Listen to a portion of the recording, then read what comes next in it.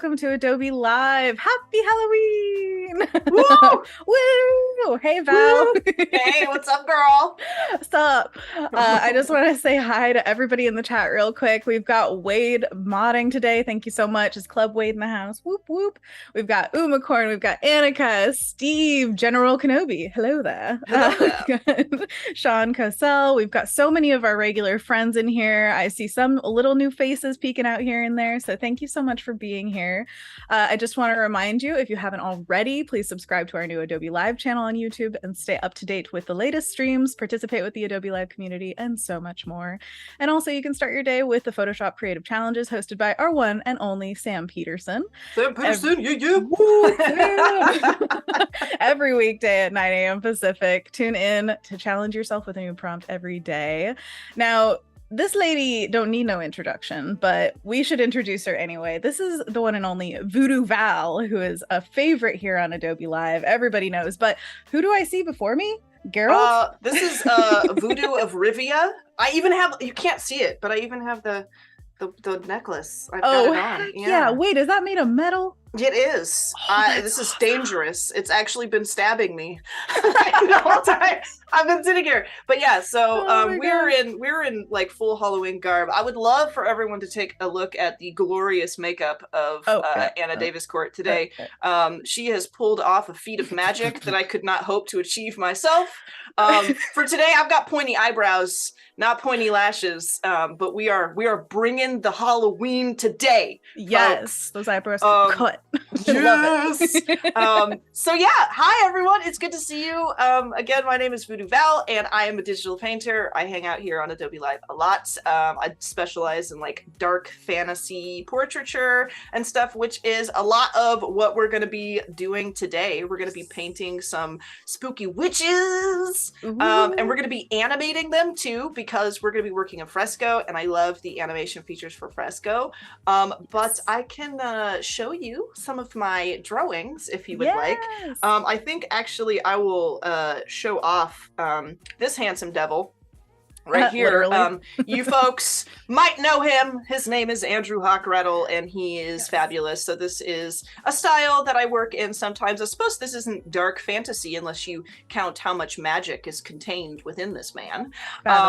But I do that sort of stuff. Here's a Nosferatu I did recently, and I did some animation tests with this, actually. In fact, I wonder if we can zoom in here and hit play. Yeah, he blinks.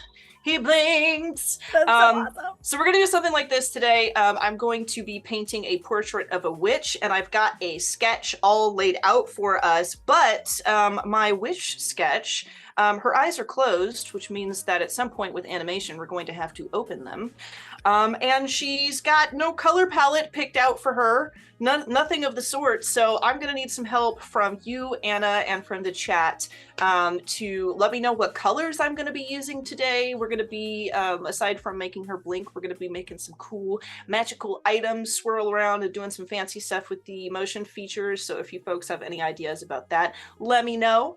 But I'm just going to kind of dive into it and start illustrating. I almost just misplaced my stylus. That would have been a disaster. I was like, where is it? It's not on top of my Just iPad. don't break it, okay? That's the one thing that we can't have. You break yours? Imagine like finger painting this whole thing. Oh my gosh. You know, I actually did that. It's probably one of the scariest moments for me on Adobe Live, and I don't think anybody knew about it, but I did a stream once where I sat down to paint, and I couldn't find my stylus. It took me about an hour after the stream was over to find it. It had like fallen off my desk and rolled to the other side of the room. Oh my goodness. So I used my mouse and I made like shapes, and then I used my handy dandy dissolve brush to color everything, and I was like, I'm terrified. That's amazing. Okay, if nothing else speaks to like your ability to roll with it, that speaks volumes, I'd say. Dang. Just tamp down on that fear and tell a joke. Tell jokes. Oh, that's amazing. I love it. By the way, the chat is popping off saying hello and just nice things about you, and also shouting out color ideas already. Yes. We've got orange and purple from Dina Dice, and then also got and green, says Adrian. Orange, purple, and green is my favorite Halloween combo. I just want to say that.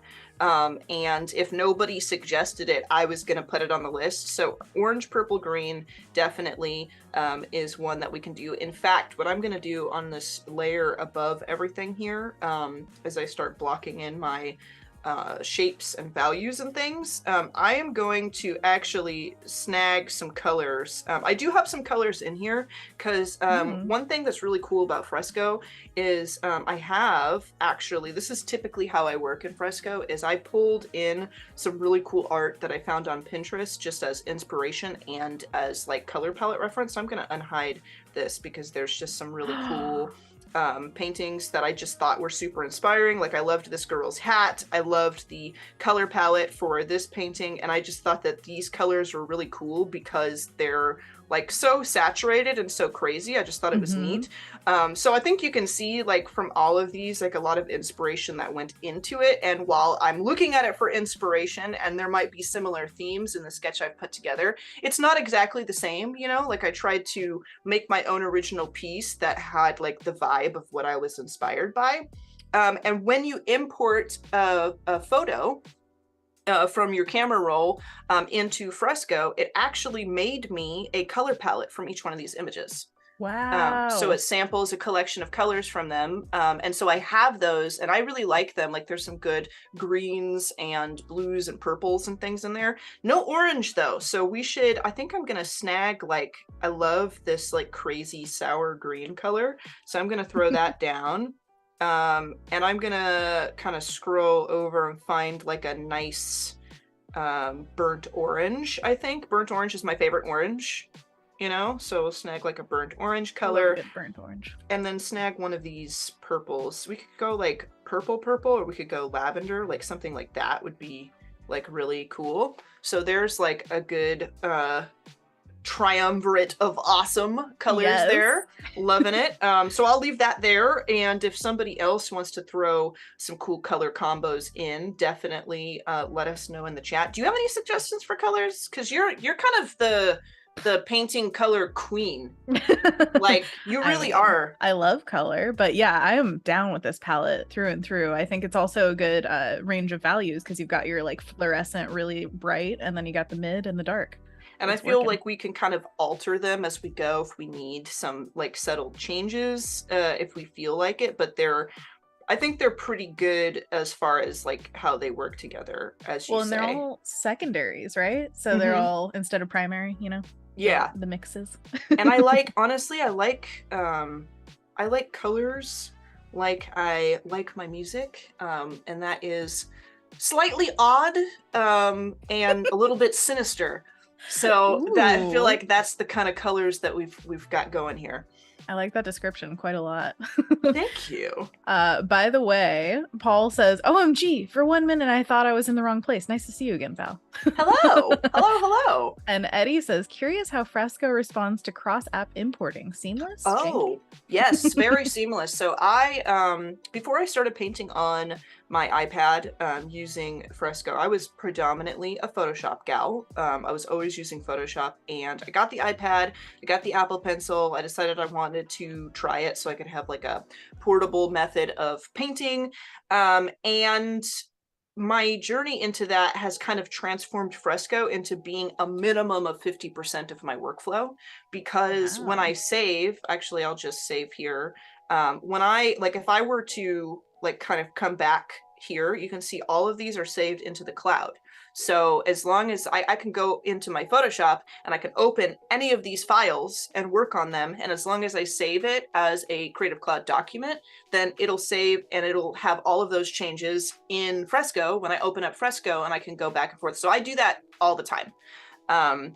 And it's really great because then I have like this really accurate live updated version of my project, no matter which program I choose to work in, and I can sit in my studio and paint from my desk, or I can decide that today is a Netflix couch day and I can go into my living room and watch Crimson Peak, which is what I have started off my Halloween movie watching week with. The vibes are immaculate. The puffy sleeves that we've got going on for our witch today. I don't know if anyone has seen Crimson Peak, but it is one of my favorites, honestly.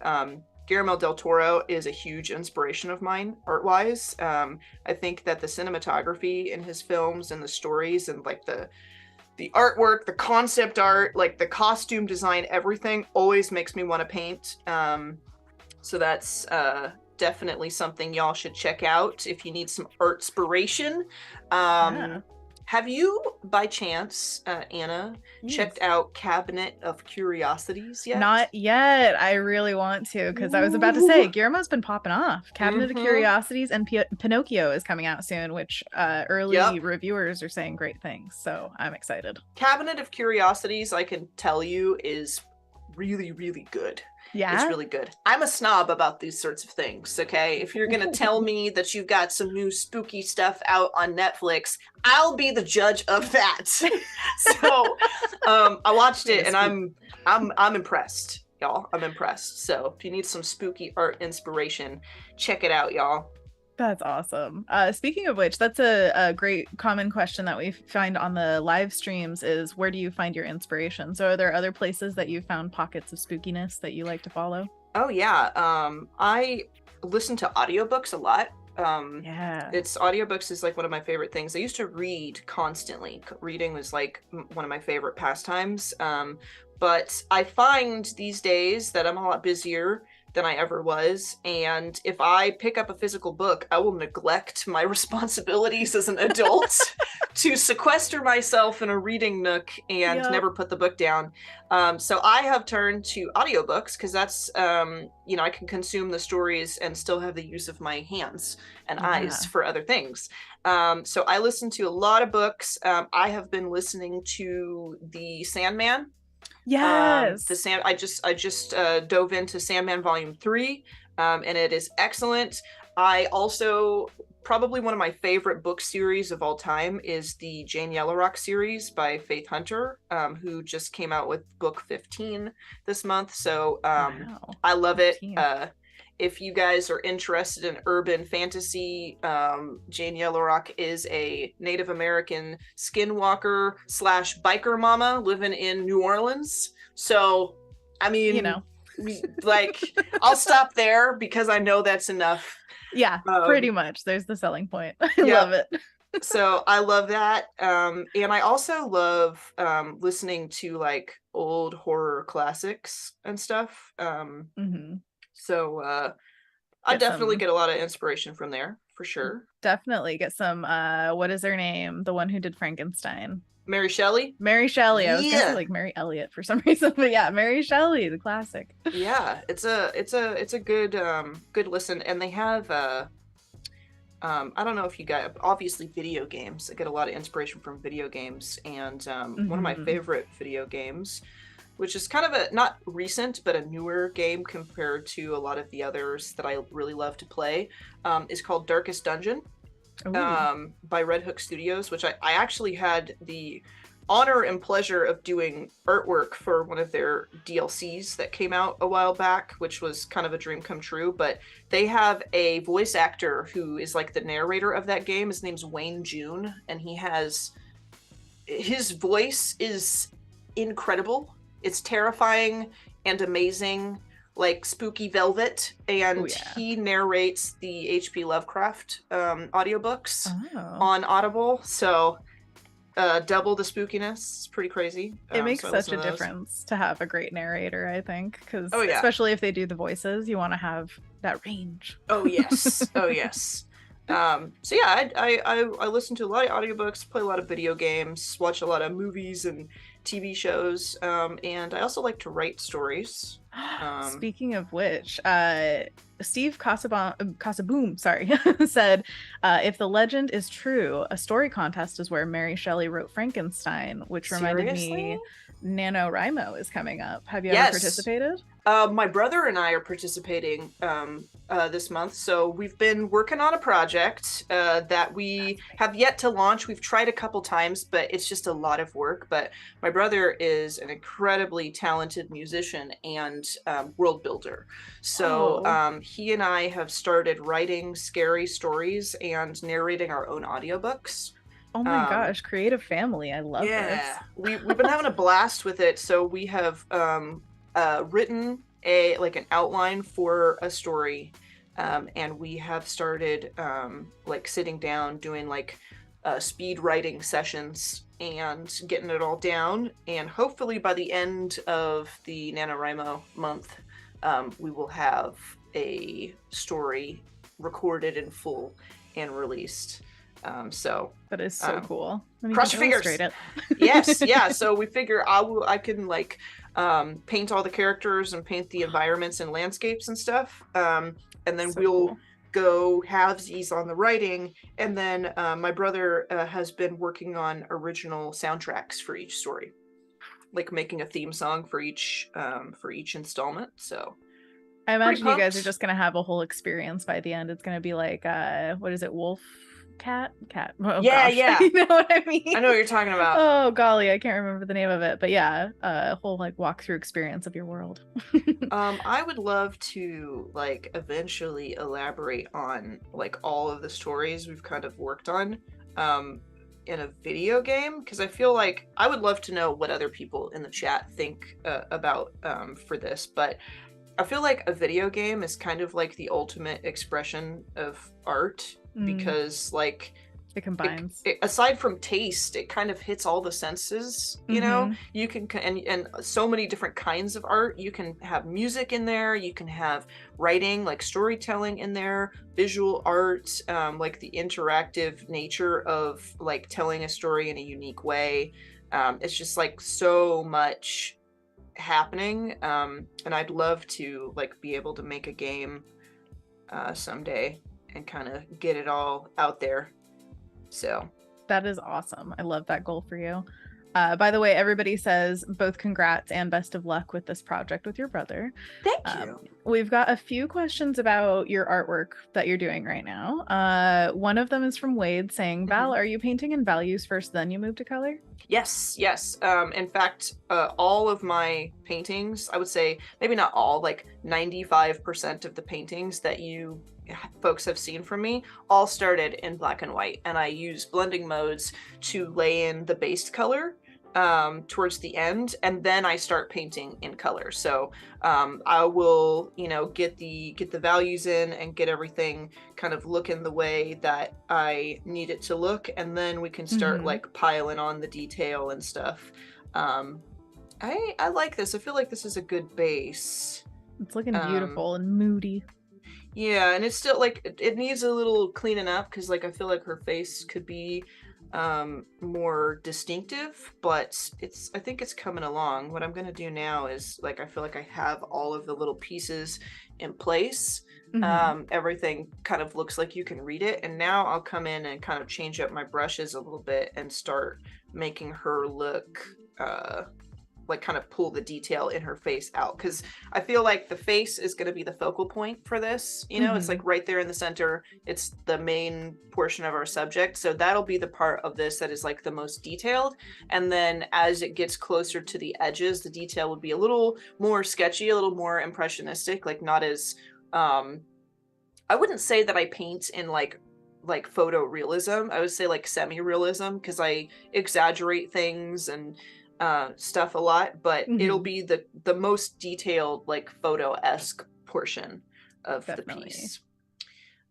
So let's go through and check out brushes. By the way, if you want to check out the brushes in Fresco, I have like a bunch of brush packs and everything added here, but you guys can always go to add brushes and discover brushes and scroll through all of the awesome brushes that Kyle T. Webster has available.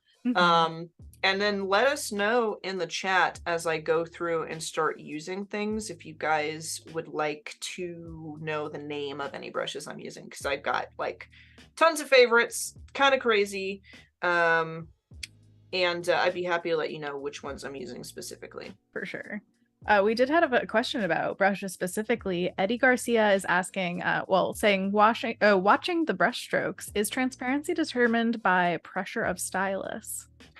Yes. So in a lot of the brushes that I prefer to use, yes, indeed, it is. I suppose that you could be using a brush. In fact, we can kind of mess with the settings here. You can like pull our little thing out and look through all this stuff. You can go through into the settings and change like your shape dynamics. You can change scattering of everything. It's all like very, very customizable, just like when you're working in Photoshop, and you can change like everything to pen pressure, which is what I have on a majority of the brushes that I use, because that works the best for my personal painting style. There are brushes that are a lot more like the hardness on them is a lot more distinctive, and I suppose that if that works for you, that you could just alter the layer opacity or opacity, potato. But yeah, the majority of the stuff that you will see me use today is heavy on the pen pressure. Love that. By the way, Carol was asking, did Val show her reference, if any, for this? We saw some color reference. Do you have any specific reference for like the face or anything? I'm using inspiration from some other art pieces that I found. I feel like I'm not using reference so much for like actual photo reference for how to illustrate the face, only because while I do encourage everybody to use as much reference as they can, I think that the thing I paint the most, and the thing that I paint the best out of everything that I paint, is like a straight on portrait of a magical female character. That's like, you know, my thing. So I didn't feel like I needed any photo reference, or it's all in the mind on this one. But if I had chosen another subject, I would have some art pieces for inspiration. And I would also have some photo reference for like specific anatomy. Absolutely. Nice. And I typically go to Pinterest for that, honestly, unless I've got like some links to certain pieces of like collections that are curated of some good reference and things. And I would show you my Pinterest and those collections, but there's a lot of nude reference, so I can't show it on Adobe Live. Hey, gotta have them nude references. Yeah, you have to know what's under the clothes in order to paint the clothes falling upon it properly. Exactly. So, but we do want to keep it family friendly and PG here on Adobe Live, so we'll not be displaying that, but you get the idea. Definitely. And I also agree, Pinterest is a wonderful asset, especially because you can get down rabbit holes. Like one image leads you to another, leads you to another. I especially like being able to find like collections that other artists have made for painting certain kinds of paintings. Like I found Pinterest boards to follow that has been created by people who are like prop designers, so like people who design weapons and things for video games. So I have like prop boards and wizard boards, and you know, just like all kinds of stuff. You know them wizard boards. I imagine like a surfboard, but your standard everyday wizard board that everyone has. Anna Nelson says, you paint magical ladies? Gee, never knew. Wink. Never knew that. Yeah. I also, you might not know this, I also sometimes dabble in art based on the war in the stars. A little bit, just a little bit. Star War. You know, you've just had your artwork right behind the main actors in the movies and stuff. It's like I did do that. I did do that. That's true. You've technically been on a red carpet. I technically have, by proxy. You know, like, so cool. Through the force, I have been on the red carpet. I'm using Kyle's wide softy brush here, and I'm kind of trying to, like, I'm not really blending this as well as I want to, honestly, but I'm kind of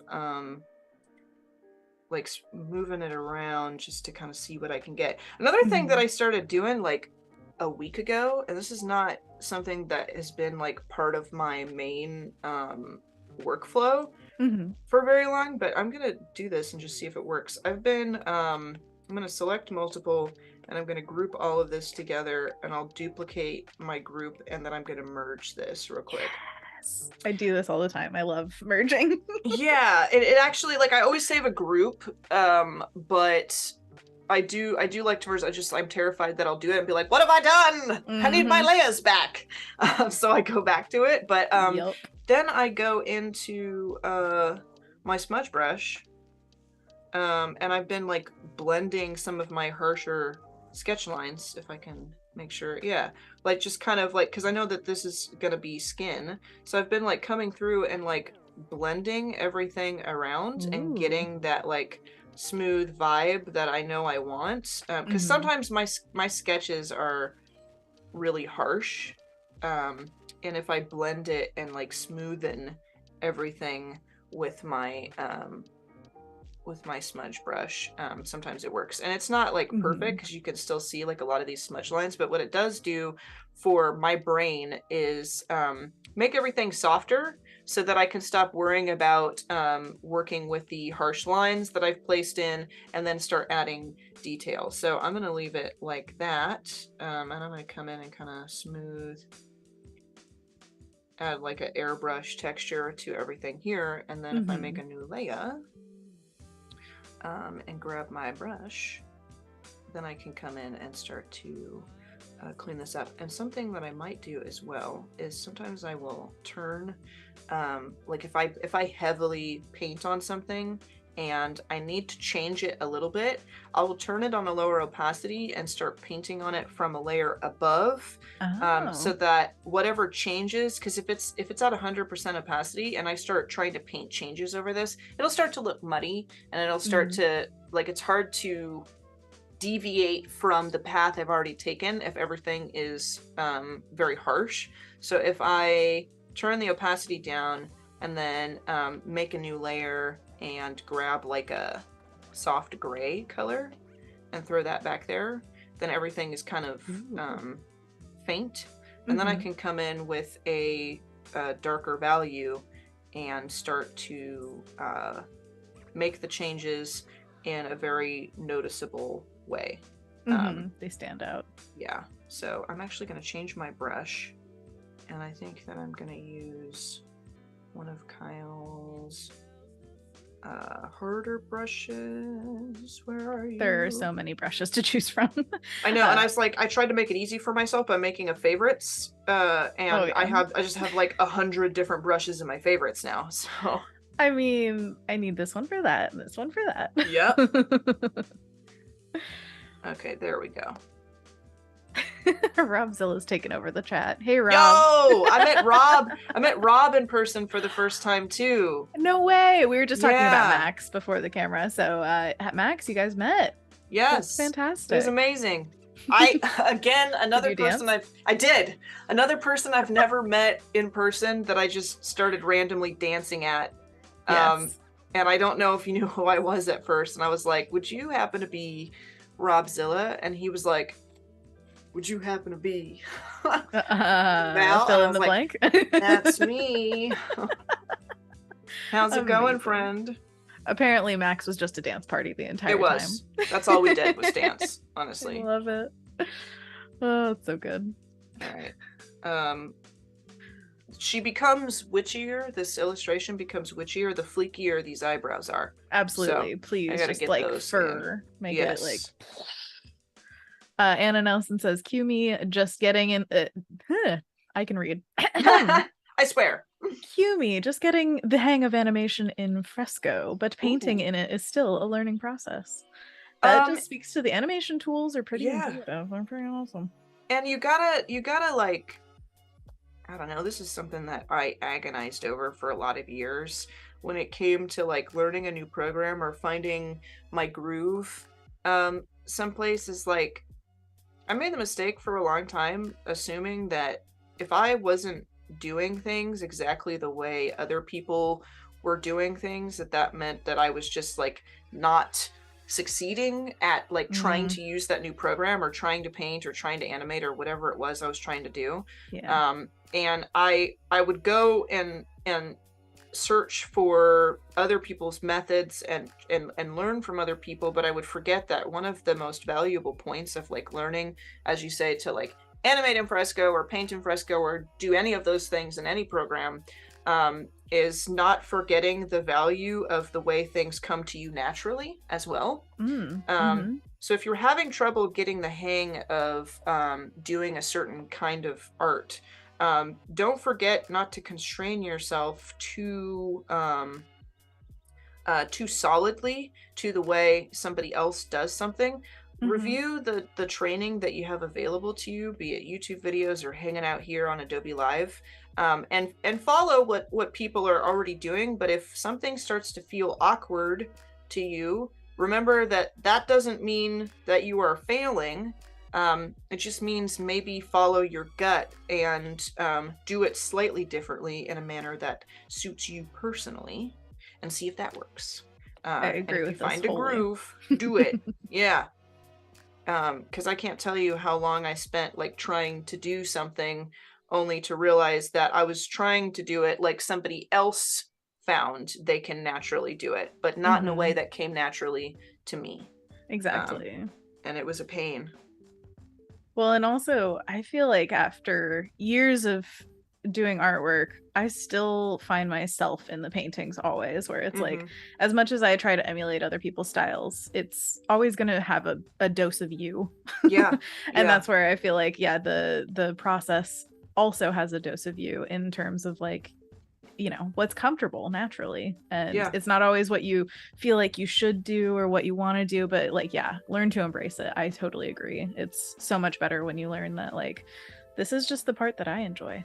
I enjoy looking at other things. This is something I've talked about. Part that's me. Yeah, exactly. Like sometimes it's different also what you really love looking at and what you love creating. Those can be different things. Yeah. And I think that it wasn't until I started to like, because I think when you're learning things, it's not uncommon for us all to like kind of go into that thing that we're learning and be like, so I'm really bad at this, everyone else is better, and I have nothing to add to this situation. I need to be learning from other people. And if you're new to something, you've never done it before, or you've never succeeded at it before, then it's gonna feel like that, but I think that I got the best at painting, not that sounded weird. I am not the best at painting, but I got better at painting, and I felt a lot more confident in my work when I started listening to people that I chose as my mentors and people I chose to look up to in the art world, but also listened to myself and held my own opinion and my own feelings towards what I was making to the same standard as well. If that makes sense. That sounds like a lot of maturity. Good job. Oh, thank you. By the way, the chat is very much in agreement with you. Wade says, absolutely, Val, take away what works for you and keep on moving. Anna Nelson says, oh, so you're going through for my throat this morning. Haha. Hey, I only say that because I know Anna Nelson. Anna is amazing, and I know that if you are in chat sharing some worries about your own journey, I know that you're probably beating yourself up a lot more than you deserve, because I admire you and your work, and I'm sure that if you take a breath and remember why you started doing this stuff in the first place, this goes for everybody, take a deep breath, remember why you started creating in the first place, and just take it slow, take it easy, remember that passion and that fire in your hearts. I think it'll be a lot easier. Definitely. We're not very nice to ourselves as creatives, are we? Sometimes. Well, a lot of our self-worth is tied up in what we do, which is something you have to just disentangle. Yeah. I mean, I post to Instagram sometimes, and I wake up the next morning like, how did you let me share this with the world? What have I done? You know that feeling where you're like looking in the mirror? Yeah, you. What have you done? And I'm looking at myself like, I thought it was good. And you know what? It probably is good. I just, I feel like it should be better or could be better. And so I beat myself up. Dang, you are hitting the spot for me right now. I'm like, oh yeah, I should post this piece, but it's not like my best or favorite. It's like, post it anyway. Like, just to get it out and say that it's done. So you don't come back and like keep finagling when you don't really like it that much. So it's just like, move on. And you don't have to post everything. That's not like the end all be all, but just saying it's like a thing. I get trapped in that myself though sometimes, like posting everything, until I sometimes forget that I am allowed to make art for me and not just for the purpose of posting for likes on Instagram.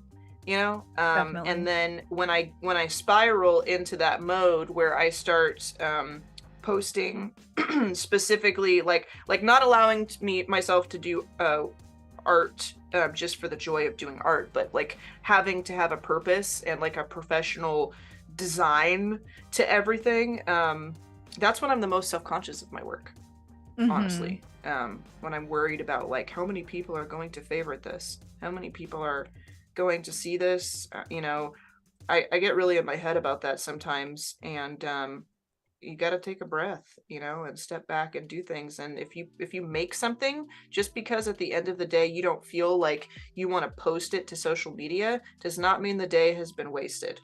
Absolutely not. No, You know, you're always growing. And this is, you know, also, you're not your artwork. You can enjoy life, and that's a great day. Yes. Just all remember that. By the way, Anna Nelson says comparison really is the thief of joy. I'm also trying to let myself explore it, and that it doesn't have to look like my other art, which is also great, because I think you're also a queen of different styles sometimes. Like you've done like the Animal Crossing series, which is not the same as Magical Girls or Star Wars or anything like that. So it's like, it doesn't necessarily mean you have to create the same exact work every single time when you have a breadth of work that shows consistency. Like I honestly didn't allow myself to do things in those styles for a long time, because I thought, because it was so different from what I had been doing, that like I wasn't allowed. You know, like I think just kind of in the last year and a half is when a lot of the different styles of things has been sort of coming out for me, only because I was like, okay, you know, I'm VooDoo Val, I do spooky stuff. I think everybody, like I've built a reputation for myself. I'm either doing dark fantasy or I'm doing science fiction. And so I start playing Animal Crossing and I'm like, but what if I want to do this? And my brain told me for a while, you can't, because this isn't spooky. This is not on brand for you. And I'm like, but what if it's on brand for my heart? What if it's, you know? What if I like it? What if I like it? And so I just decided that Hot Topic is going to join hands with Hello Kitty, and we're going to paint cute things sometimes. Yes. And we're going to enjoy it. And I love that's that. So agree. And if your heart wants to do the thing, just do the thing. It does not matter how far out of your wheelhouse it is. Just go for it, you know. I'm going to change this nose because I don't like the nose. And also, I have not even looked at how much time we have been here for. Oh, yes. It's been about 37 minutes. Oh, okay. I was like, sometimes if I don't check the time, I start to dread it. And I'm like, what if it's been an hour and a half? I will keep checking in with you. Don't worry. I'll keep you on time. Okay. I want this to be, I think that looks better with the nose a little lower and a little larger. And I'm not satisfied with this shadow, but I'll never be satisfied. Sorry, I just had to hop in. No, it's beautiful. That's perfect. That's just be my soundtrack for today. Because I do that to myself sometimes. Like when I'm sitting by myself painting and I have a thought, then like a song will come to mind. It's just that I'm not usually sitting here with somebody like you who will like chime in and start singing. I'm usually just sitting, and like my family and the rest of the house is like, who's she talking to? There's another person in here. Me, Mom. You're still sitting there with the mirror in front of you, just like you. Yeah, like, what are you doing? Stay on track. Yeah. No, the music helps you stay on track, okay? It does. It's your brain outside yourself. Yes. By the way, Nora had a little bit of wisdom that I also wanted to say, which was failing synonym is learning. I love that. Yes. And I feel like when you fail, I feel like we put really negative connotations on that, but when it comes to art, doing something wrong and not getting the the outcome that you were looking for, I think it just tells you what not to do, which I think is just as valuable. Like you start crossing attempts and approaches off the list, you know? So you know, when you approach it ever in the future, you have that experience. You're just racking up experience points so you can level up. Agreed. Do you ever think of birthdays as leveling up? I really like Yeah, that idea. I'm a level 30 now, guys. This is, yeah. 31. I'm right ahead of you. Yes. I'm a level 30 as of last month. Nice. Hey, congratulations. Happy birthday. Thank you. What about you? When are you level 32? March. So March. I got a while. All right, yeah. Be a while. 31 Just and a half. Keep a... Do you know that I have done that as old as like level 26? Really? I introduced myself to another adult person. They were like, yeah, we should hang out. We should go get some drinks. And then they were like, wait a second, just to make sure you are older than 21. And I was like, I'm 26 and a half. And I was like, where'd that come from? They looked at me like, you 12? Okay. Because I feel like 6 I used to months say makes that. a difference. Yeah, I feel like I used to say that when I was 9, so that everybody thought I was way more older and mature than I am. You know, like I'm actually 9 3/4. So I'll have you know, I'm almost 10. So now I'm almost like a full adult. Okay. But I can't wait till you're like 65 and 3/4 or something. Yeah, I'm 65 3/4. I am a little over 3/4 of a century now, and I demand to be treated with the proper 3/4 of a century's respect. Okay. All right. I love that. Oh, it's so good. Robzilla saying level 48. Oh yeah, everybody chime off with your levels and what class are you multi-classing? I mean, like what's I'm a level 30 sorceress. That's you went past 20. You're way too powerful. Level 30 sorceress. And I've like spec'd into necromancy. So oh man. Yeah. My passive skill is wit. And I love it. Wit. Do you have a feat? What's your background? Let's get into it. Let's go through all of this. No, actually, I was just thinking of that in terms of like Diablo 2, because I've been playing a lot of video games lately. Nice. And I am actually a level 30 sorceress. Oh no way!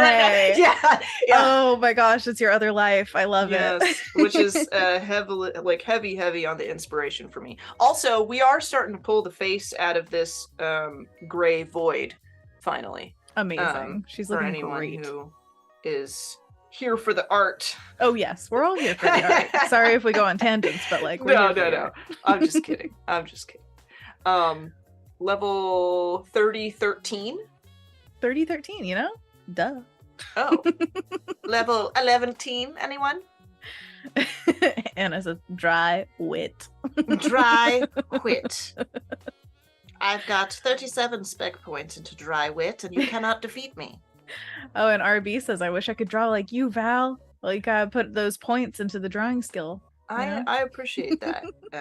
I think that there was a time when I did not think that anyone would say that to me. And so coming from that background, I can tell you that if you aspire to draw differently or with more skill than you are drawing with now, the day will come when you get there. All you have to do is don't quit drawing.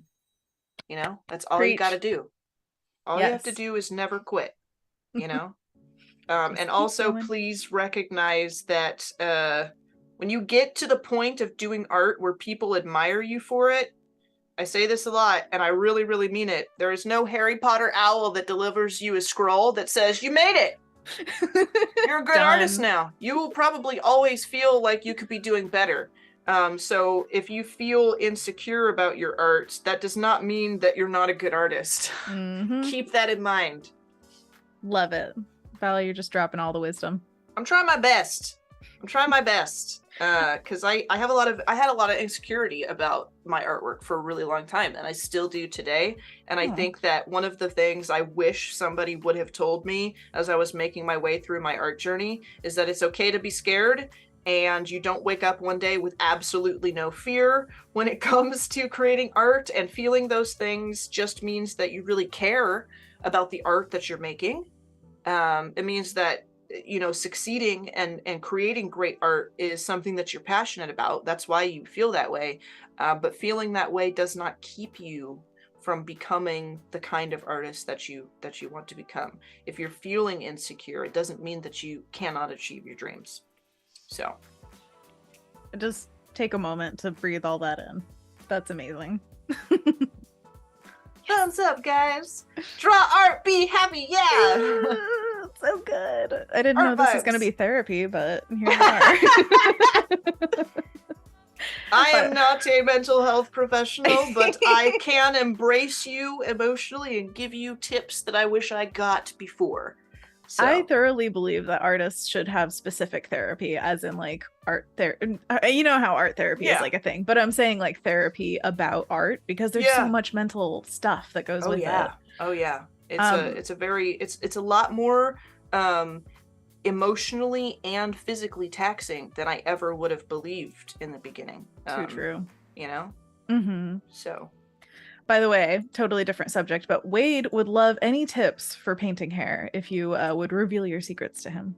I do a lot of sketchy lines and don't worry about everything looking individually like hair strands until the very end. And when I do finally paint hair, I'd like to do something like this. So like if I'm going to paint the hair like this, I just imagine that all the hair is built of ribbons.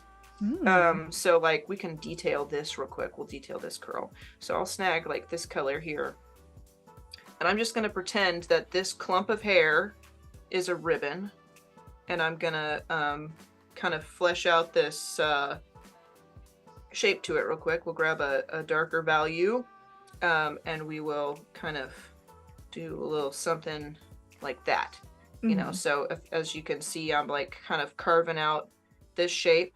And I'm gonna make it kind of underlap over this one on top of it. That will be like a ribbon of sorts. And then I will kind of shade it a little more. So right here we can have like kind of a darker portion of this that will like come up, and right here we'll have like kind of a darker portion. And just kind of bring this ribbon into a 3D space. We can grab like a lighter value and start placing some light along the edge here, you know, and maybe like right here just to show that this little portion kind of comes up. So hopefully, I hope that this is making sense. You can start to kind of see that coming out. Dimension. Dang. So if you imagine that there's no strands of hair, there's just larger shapes. I think that the larger shapes are a lot easier to conquer than the tiny strands. And once you do the whole head of hair in this method, then you can come through later on with, let me grab like some dark values here and really carve this out real quick. You can come in later on with a very sharp tiny brush, and you can start to put in strands. So you're not really painting every strand of hair, you're only painting a few strands of hair and a bunch of large ribbons. But once we do this part, then you can see I'm going to come in here with a let me go to my recent. I'm going to come in here with a sharper, skinnier brush, and I'm going to grab this color and I'm going to put in some small strands. You can see it'll start to, let me actually kind of bring this up because I altered this brush a little bit. I'm going to come in with some strands like so, and you can see how it'll start to look like hair all of a sudden. We can put some in top, you know, over here, grab like this brighter value, and we can start to, let me really get, I got to make sure I sample that accurately. We can start to add some little strands. So it's going to start looking like hair now, but really all it is just that the weird ribbon, you know, and then on the edges and, you know, tiny details on the top, I've started to add those lines. So it looks like really like when somebody sees this without seeing the, you know, the way that you got to this point, they're going to think that you painted hair. But you didn't really, you suggested hair. What about hair? Don't paint it. It's a lot of work. And you can kind of be a lot more impressionistic with it this way. Let's grab like a darker value. Did this so I come can through like a suggest that. series of trial and error for you to figure out this technique? Yeah, I just, I was painting hair and I just always felt like it was never good enough and it never looked like hair to me. I also fall into the trap sometimes painting hair like every other material in my painting. And it really was difficult. And I would look at paintings where people were painting like glorious hair and I was like, gosh, that all this hair is so good, I can't reach that level of depth and detail. But one day I like zoomed in and looked at hair that I loved, the way that it was stylized, and I realized there's not a lot of hair strands in this. There's just a lot of really good value and suggestion of strands around the edges. And I was like, so I've been trying to paint a perfectly photorealistic head of hair, which takes way too long, way too much effort for something that doesn't end up, at least in my style, didn't end up looking good anyways in the first place. So I was like, what if I just paint large shapes and then do hair on the edges, and that'll take me 1/4 of the time and it'll look better. Just change how your brain sees it. Yeah. Another thing you can do is take some darker values and start to add some dark areas in here, which is going to look a little odd at first. But if I start adding darker areas, and what it will do is you will start to break up the monotony of the ribbon. And then I can take those initial values and, we can go like this. We can do like a strand that goes over top. So you can see that it starts to make it look like there's just gaps, like the hair, pulls apart in some places. If I put like a strand right there, then it's just, there's just shadow underneath it. Start to pull it apart. So yeah, paint a ribbon and then fray the ribbon around the edges. That works for me. Break away. I love you, Anna. You're amazing. You're like the coolest person. For everything. I was thinking of you yesterday, and I don't know if I've ever asked you this question, but I was listening to music. I was listening to my Halloween soundtrack, which is just like a collection of my favorite songs from like The Nightmare Before Christmas and the usual stuff, but I've got some songs on there that are not from Halloween movies that I just they just had the vibe still that I wanted. And I thought of you because I was like, I wonder if Anna listens to this music. And the 2 songs that I have on there that are not technically Halloween songs that I wondered about was Playing with the Big Boys from the Prince of Egypt. Now, yes, totally. And then also I was like, has Anna Davis-Court, she definitely has watched the Aristocats. That's a movie for her. So everybody wants to be a cat. Yes. So those 2 songs are on there, and I was listening to those yesterday, and I was thinking, I love it. I bet Anna would sing these songs with me. Obviously. Of course. I didn't even have to name the songs really before I said the movie, and you immediately sang the song from the movie I was talking about. Yeah, so. My friend Anthony calls me a jukebox because I sing everything. But yeah, there's no way that like, I think it's how the synapses connect, a long time ago. I remember having like every commercial I had ever heard in my head, like it just existed there, and I realized, it's all the ones with jingles. Like it was just there. Advertising works, friends. It works big time on me. If you've got a tune, it will stick in my head. And I still remember from first grade they had us spelling the different colors, and I still remember ORANGE orange, ORANGE orange, and it like goes on. But it's just one of those like, they put it to a song and I remember it. So if you really want me to remember something, put it to a song and I will be like on Sing it to me. And I will never forget.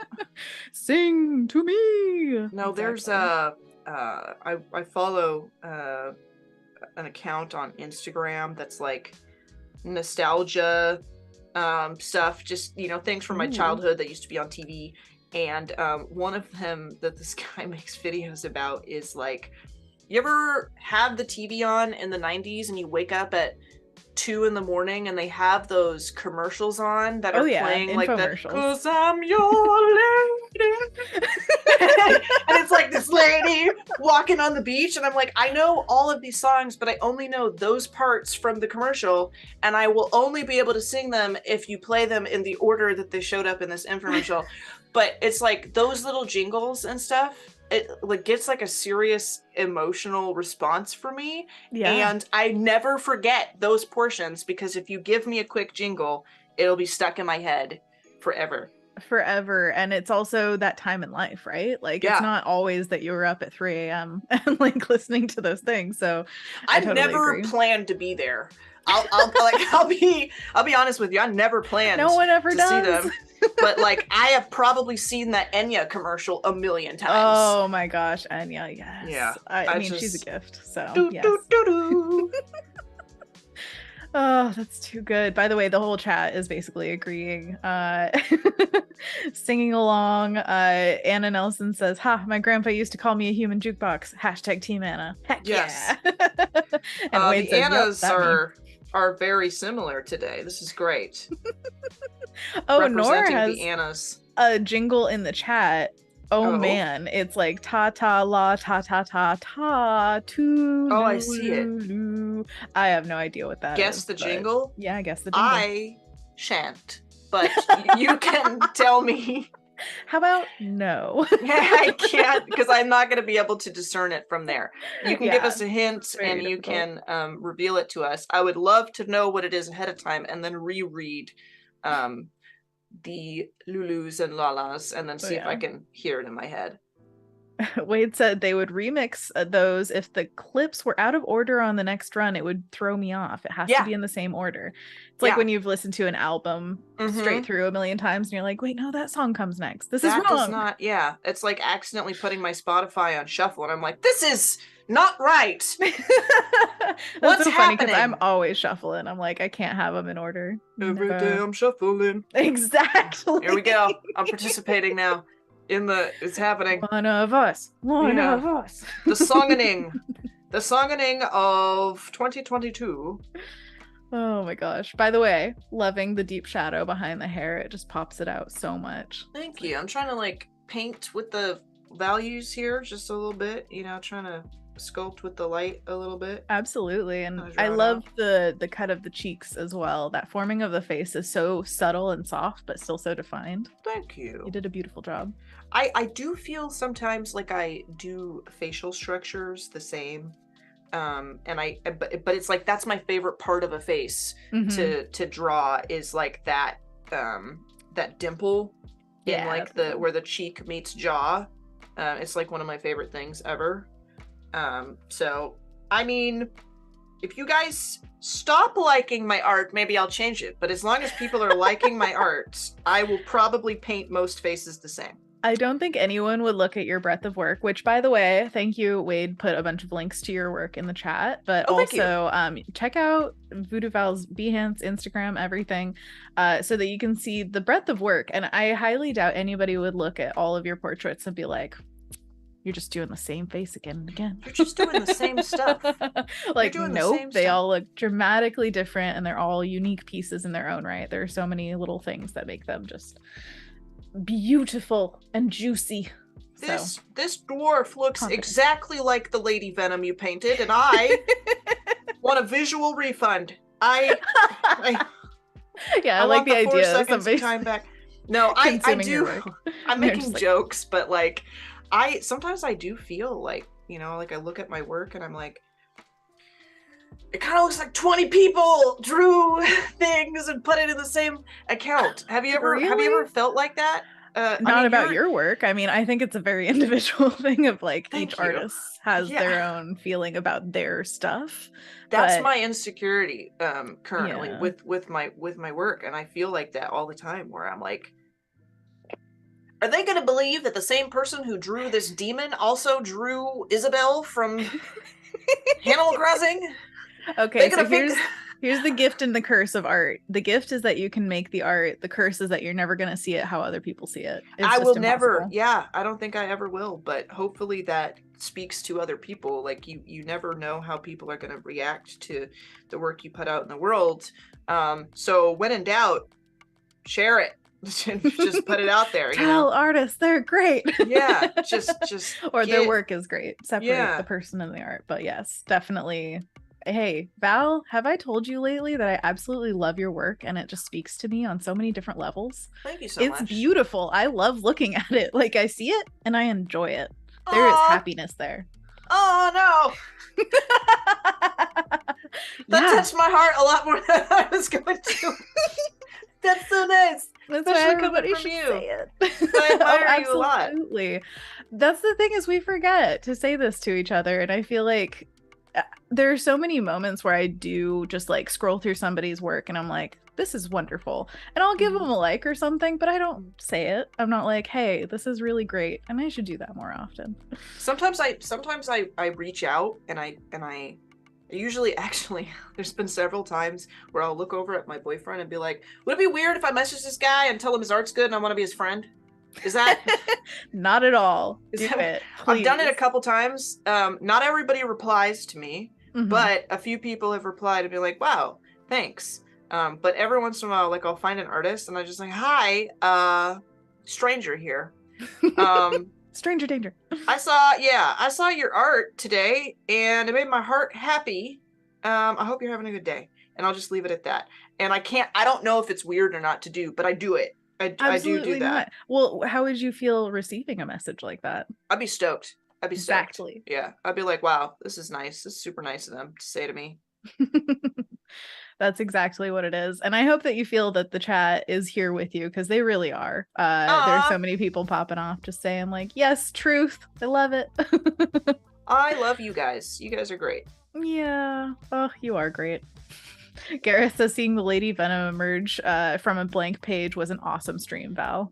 Oh, I'm glad that you enjoyed that. I'm going to be, I feel like, I don't know if it's weird that I do this or not, but I like to tell people about what really scares me when it comes to making art, just in case other people feel that way.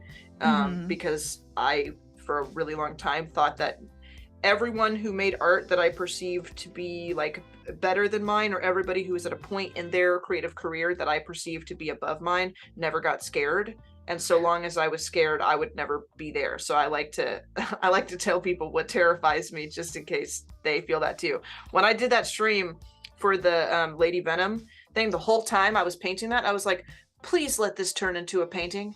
Please let this sketch turn into a good painting, because I don't know what I'm doing. I thought that, and now I look back on it and I'm really proud of that painting, but I was nervous to be streaming for you guys that day, and I was like, I hope this turns out good and people think I can draw. Oh, so you can. Yeah, I'm a lot more confident now. Like now I'm like, I can draw. I draw good. I'm a good drawer. This is my job. Yeah. There's supplies. There's some drawings. The word is funnier when you put W's in it, like more W's than there already is. But yeah, I a lot of the stuff that I feel like I've painted, and I remember I had an art teacher in elementary school that told me something that became really, really true for me as I got older.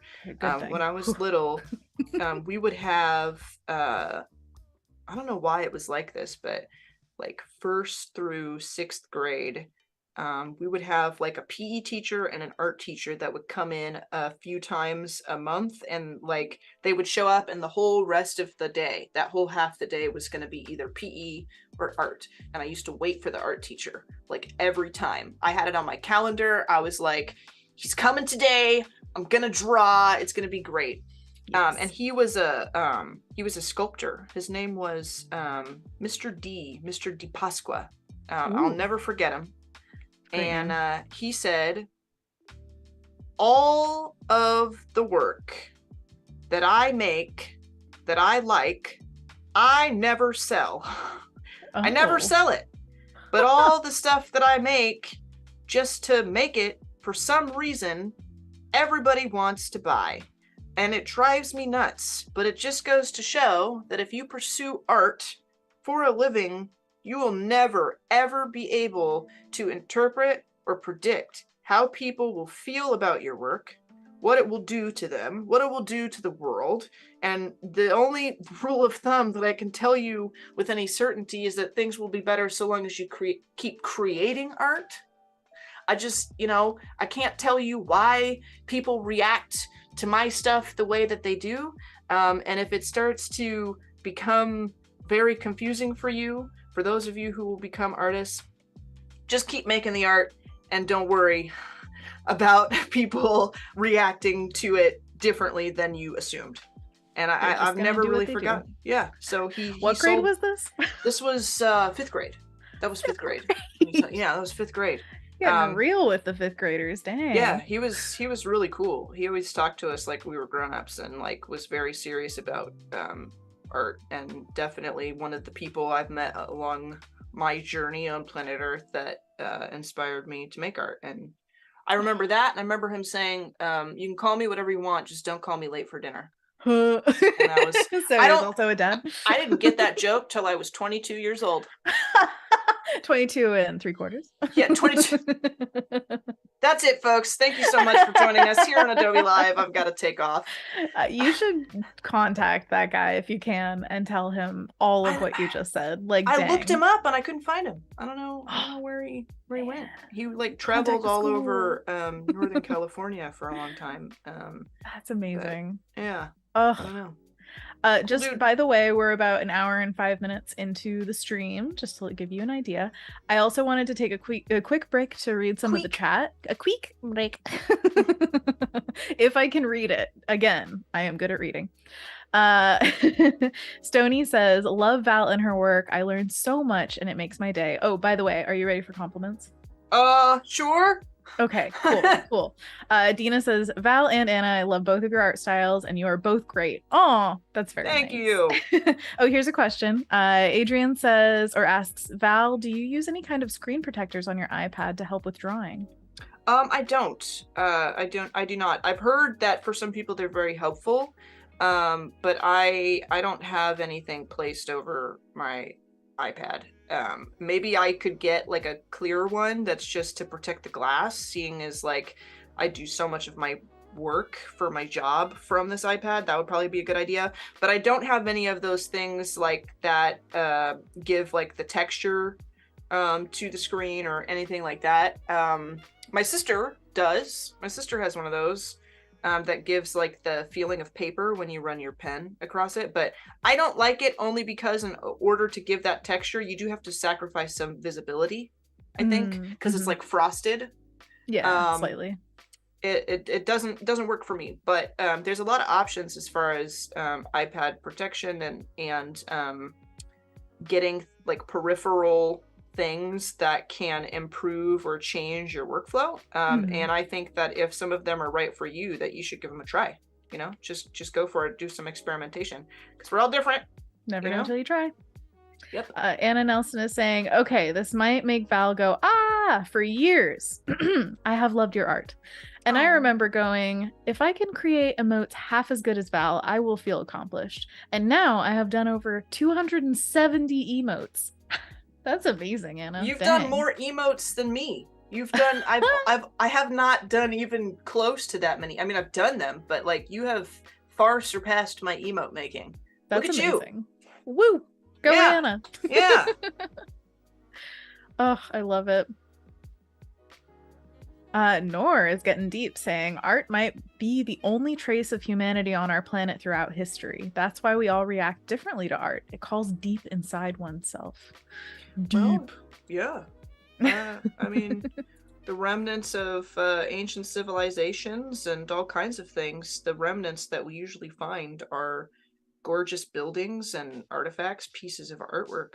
Definitely transcends time and space. Well, I would argue that like everything people create is art in some way. Like, try to think of something that's not art. It's hard to think because there's like, food, textiles, technology, architecture, all these things are art. They are creations that somebody put their thought and love into and made something a lot of times very beautiful. Yeah. But beauty is always in the eye of the beholder. So who knows? I agree. Ooh, we're working on hat now. yeah, we're just gonna give it a little bit of depth. I feel like I've been carving this face for a long time, and I do want to put some love into other things because we are going to start painting in color and adding a little bit of animation because I know that we're starting to close in on time. I don't have as much time as we did before, and I want to make sure. 7 hours, but I'd be here all day if I could be, honestly.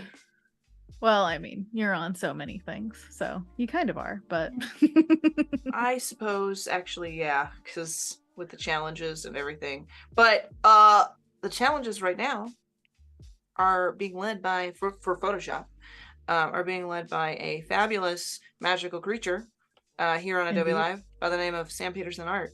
And if you haven't caught those challenges, you definitely should. You definitely should. Every day at 9 a.m. Pacific, so yeah, check them out. Sam is an excellent teacher. Super calm. I don't think I've ever watched a Sam or a Wade stream, for that matter, and didn't just go, ah, this is a cool place. This is a cool place. It's very cool. It's the chillest club when Club Wade is open, but also, yeah, Sam is so methodical and so knowledgeable and amazing. Definitely a great teacher and great vibe for a teacher. It's hard for me to chill out during an Anna Davis court stream though, because you make me laugh too hard. I am not as that. Yes, it's true. I laugh so hard when because I lurk a lot. I don't I don't talk a lot in streams because I know that if I start talking to people, I will stop working. Absolutely. You know? Totally. I will just neglect my responsibility. So I have to I'll put you on in the background. And sometimes I don't even really catch what a joke was, but you'll start laughing and it's so infectious. I'll just chuckle. I'm like, oh, I love that. This is odd, but I'm enjoying myself. I mean, I laugh at my own laughs a lot. Sometimes I laugh at if I snort, it'll make me laugh more. Yeah. That's contagious. That's the good stuff. The laugh snort. I was talking with Wildebeef the other day, and he told me to tell you how. Oh, I haven't talked to Wildebeef in a long time. Wildebeef, that is a great name. So Anna Nelson and I have known each other for a lot of years because before I ever came to stream for Adobe and hang out with you fine folks here, I was streaming on Twitch. And then I got involved with the Adobe Twitch channel and stuff, and Anna and I met around that time, around 2015. Nice. Working on that project over there, and so it's kind of cool. Every once in a while I'll see somebody from Twitch kind of pop in and say hello, or someone will mention somebody from the Twitch days, which I don't really stream on Twitch anymore, but it's always good to hear from those folks. Definitely. It's like the old high school friends or something, but yeah, the OGs from the beginning. Love that. Oh. Yeah. Well, you should do one Twitch stream where all the regulars come back and just say hi. That would be amazing. I think I'm gonna also just kind of chime it back in for our artwork here. I've been trying to fade this darkness of the hat, but I don't think I'm gonna do that. I think I'm gonna make it a solid black. Ooh, and I might come in later with a lasso and kind of change it up a little bit, but I think I'm just gonna make it black right here and then just kind of fade that into the hair a little bit. That's so cool. It's like a galaxy that's engulfing her head. Yeah, and then I can put some glow, we can animate some glow under the hat. There's some magical cranium stuff going. I don't know. Love it. We'll figure it out. Dina says, I don't know what the color for the hair will end up being, but right now she looks blonde and it looks like my aunt and I'm loving it. I was gonna make it awesome. Blue, actually. Oh, I was gonna die. Yeah.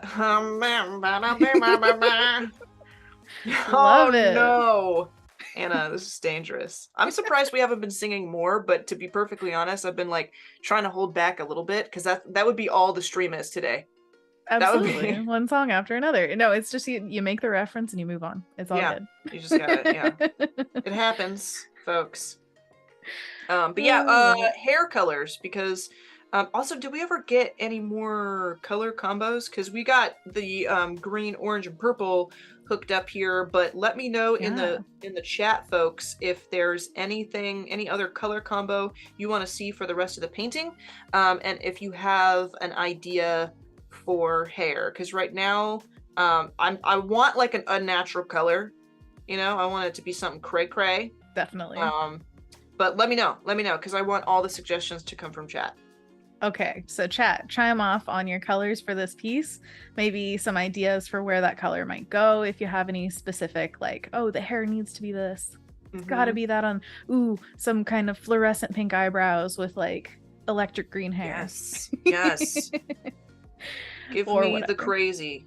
Give me the wild. I mean, she's so calm and serene that the colors really gotta pop, right? I just Bring want the it energy. to be like, you know, she's sleeping right now, but do we want her to wake up? You know, once we color this in, just be like, oh, she's not sane. She's not.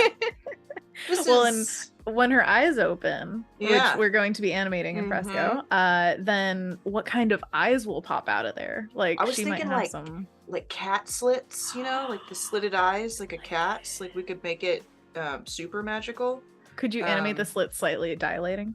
Bro, that's a good idea. Oh, can we do that? We might be able to do that. We might be able to hook that up. It's up to you. I think we can. Stony's saying, I like the idea of blue. Anna Nelson says purple hair, blue, purple, and green hair. Lol. I like purple. It's true. Hair doesn't have to be one color. It does not. It could be all kinds of stuff.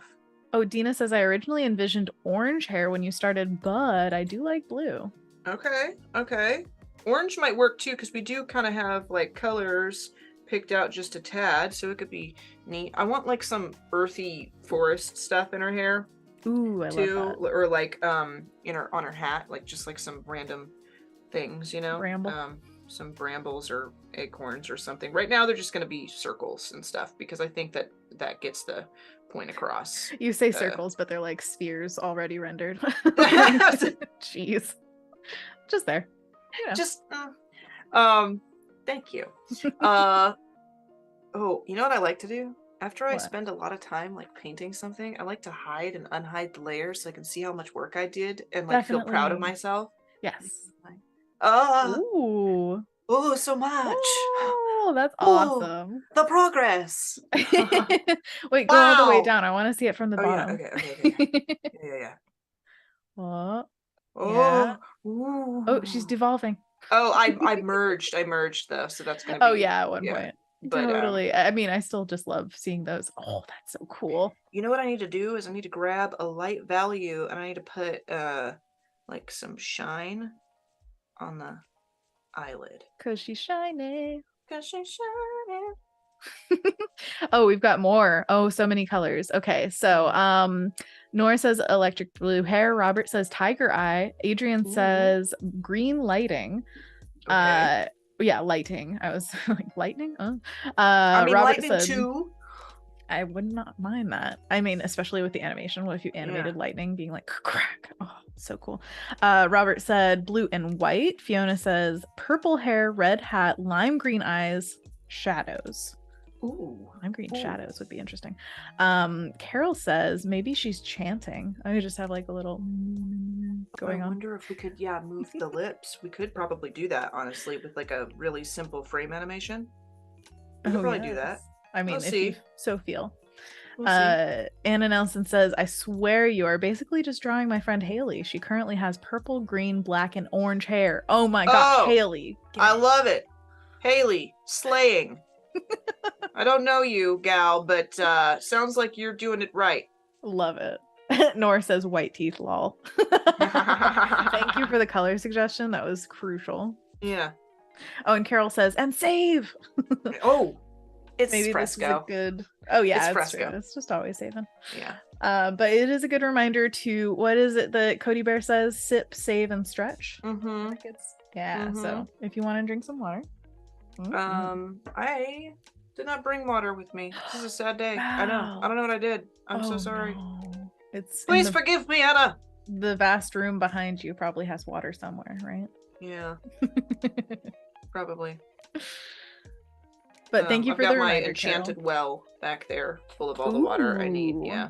Foil. Wait, Level bubble 30 bubble toil trouble. sorceress again, remember? All right. It's Got all true. kinds of. What's in the Oh, did cauldron you today? just start to do? I caught those lyrics. Were you doing like the double toil and trouble? Yes. Okay. All right. All Trying right. to. I said bubble bubble toil trouble. One witch to another. I see you, girl. I see you. Gotta stir that cauldron a little bit. Yeah, that's a tournament. Trying to get crazy. Ooh. You said you used blend modes to color this, yeah? Yeah, we're about to actually dive into it. Yeah. Blend modes. Awesome. I am very curious to see how you do that because it's always a challenge, I think, going from black and white to color, but this is exactly what we want to see, is how to overcome the challenge. It's I feel like sometimes it seems daunting to folks, but it's the way that I've like come to do it like most comfortably.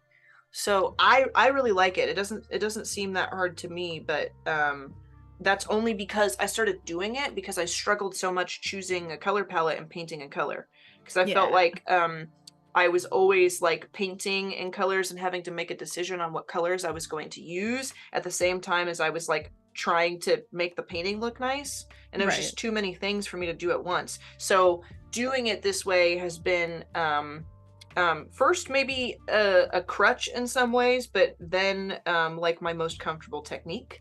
That makes sense. So it's kind of transformed into a main part of my style, which I'm not sure I like the way that I've done certain points of this, but I think that I'm not going to worry too much about the details, because like her dress needs to, like, I need to kind of fix some stuff down here, but we'll fix it in post. We're doing it live. Yeah, we're doing it live. I think that I can fix a lot of this stuff once we start adding color and differentiating stuff from each other and all those things. So definitely. I'm going to group all this and let's start throwing some color in right now. How much time do we have left? Around 40 minutes, a little less. Okay, 35.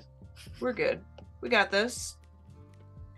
Okay, I'm gonna snag gorgeous. A lot of people were saying like purple, green, orange, so I'm gonna start with these colors, and then as we start getting into the details, we'll change things. I think something that I just noticed, I think that actually the thing that's looking weird to me, because I just looked over, I have my screen shared, like my monitor mirrored over here, and I just looked at it in a different way, and I think one of the problems is that her neck looks really short.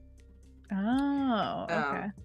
Her neck is looking very short to me, and I think that seems strange. So I'm gonna do like real quick. I'm just gonna, elongate the neck just a little bit. We might bring this out right here, and we'll cut in here. I just want to like, you ever like think of something to do, and you're like, oh, better do that before I forget. Oh yeah, you can't forget. I totally feel that, where it's like, oh, quick, note it. And I also wonder if making the very puffy sleeves has also made it seem like that, but we'll try to like fix certain things. I love the puffy sleeves though. I do, I like them too, and I don't really want to get rid of them, but I'm gonna leave it like that for now. I think that helped a lot, just to feel like she's not completely scrunched up. She still looks like she's going like that, but we're gonna fix it. I don't think she could look like, too stuffy at all, because she's just like beautiful. So thank you. She looks good no matter what. All right, so now I'm going to make a new layer. I'm going to grab my paint bucket, and I'm going to come over here with the orange, and I'm just going to do that. And I'm going to cycle through some blending modes. Darken actually usually looks pretty cool to me when it comes to this sort of thing. But I'm going to go through, I have specific blending modes that I like to use, and that is darken, multiply, overlay, and hue. But I like to cycle through everything that I've got, just in case something starts to look different than something I could have, what's the word I'm looking for? What are words? Predicted. Because I feel like you can predict some of this stuff to an extent, but sometimes when you just like randomly choose a color, I'm not good enough, at least, to like know exactly how a color is going to react when I put it on a certain blending mode. So it's always really fun just to flip through everything we got. I'm going to leave it on darken, and I'm going to turn that down on a lower opacity just to kind of give it that vibe. And what I might do is grab this purple, and I'm going to throw that on a darken. again. I might actually, let's like kind of make that even darker. Or let's try a lighter color. Anna Nelson's also saying Pinlight was awesome. Let's try this one on Pinlight. Oh, I think I'm gonna bring that color up again. Oh, that kind of adds like a pinky color to this, which is actually kind of cool. It adds a little bit of pink in there. I like that. Definitely.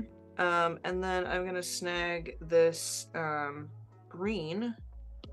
And I might actually just paint in some colors now.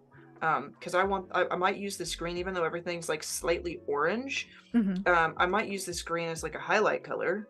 Do it. So that everything is not with this brush. Not with this brush in my house. I don't think so. Get out of here.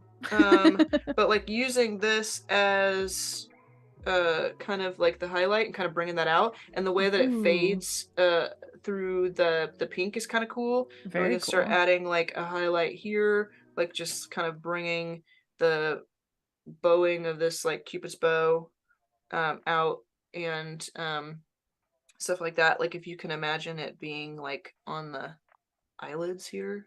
Oh yeah. Stuff like Give that. a good we can highlight. Start to like really pull that out. We can kind of place it here. Might be fun to play with this pink color a little bit that we've accidentally created, which I guess technically it's an orange, but it's next to the green, so it looks pink. Definitely. So if I bring that up into like a brighter, crazier orange, I wonder if that will. Ooh. Uh-oh. Uh-oh. I like that. Uh-oh, it's good. Oh no. Oh no, it's great. I like it. You got your fluorescent pink. I love it. Starting to look sparkly, glowy. Ooh, yeah, when you find the colors that really like vibrate well together, it's so satisfying. Let's do this. Let me go. I'm like Nora says the hat looks like the Sorting Hat. It does look like the Sorting Hat. Gryffindor for you. It's gonna be a new house because of all the colors. It's gonna be Technicolor house. It's gonna be the cool house. Got Gryffindor, Hufflepuff, Ravenclaw, Slytherin, and those are the cool kids over there. Those are the. We just let them sit where they want. Wade says, quoting you. I'm brilliant. Oh, whoops. My bad. Oops. I've accidentally created a masterpiece. Whoops. You know what this kind of reminds me of? One of my most favorite artists ever, who I got to stream with her here on Adobe Live. You guys ever heard of Sozo Micah? Ooh, I don't recognize the name, but maybe the art. Oh, Sozo's great. And she actually recently, I believe, did some pretty cool stuff for some larger companies. I'm gonna stop talking because I don't know if that's public knowledge. Yeah, NDA. Yeah. But she's amazing, and she has like this style where she like does like some of these colors that are like kind of saturated and crazy, like this. But she also puts like a sharpen filter over the top sometimes, so everything looks like glossy and nice. And I just realized I've kind of accidentally done like a Sozo color palette, and it makes me really happy. That is amazing because I love the way she makes art. So yeah, check out Sozo Micah. How do you spell the Micah? It's all of it. SOZOMAIKA. Nice. Okay, excellent. Thank you. I think that's how you say it. New artist to look up. Always love that. All right, I'm gonna leave this like that, and we're gonna add some more colors to other places. What are we doing with our time? I think we have another like 25 yeah, minutes. we're almost at 11. We end at like 11:25. All right, quick, let's do sorry, that's Pacific time, so we have about 25 minutes ish. I'm gonna do, I kind of like this like forest green for the hat, and maybe if we put a blending mode on it, it will kind of let that pink peek through. But I'm just gonna, on another layer, I'm gonna scribble in this color for the hat, and then I'm gonna put some color on the hair. I don't think we're gonna get into like highly detailing the skin and everything if we want to do animation, but I think that's fine. So I think we got some cool stuff. What I'll probably end up doing is taking like a really dark value and carving a little bit, just to make everything like highly defined, so that you can see it well. Sounds good. And then that'll be that, which I think. Ooh, didn't somebody say red hat? I think so. Probably somewhere in there. That's kind of cool. That's kind of neat. I love it.